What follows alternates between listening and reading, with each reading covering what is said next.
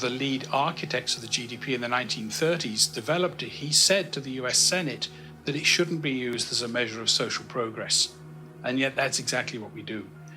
So what we're interested in is, how do you grow all those other things that matter? One way to think about it is that there's different forms of capital. So we talk about economic capital, and everybody thinks that capitalism is about economic capital. But the green or alternative economists would tell you that there's at least three other forms of capital. There's human capital. What are my assets, capacity, abilities? And collectively, what's our assets, capacities, and abilities? Then there's social capital, which is about how we interact with each other, the social networks that we build, the social systems that we build.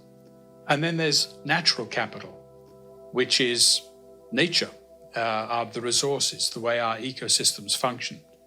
In the 21st century, real capitalism is about building all four forms of capital at the same time.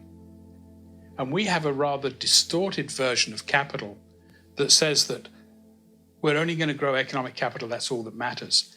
In the process, we damage or destroy natural capital.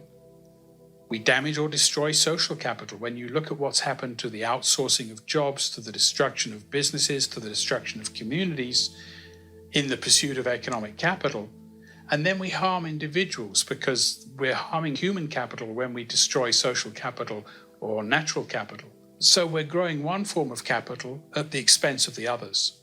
Well, I'm sorry, but that's very antiquated 19th century economic thinking. It doesn't work in the 21st century. And so real capitalism is about how do you simultaneously build human, social, natural, and economic capital. And if you can't do that, you're not a real capitalist in the 21st century.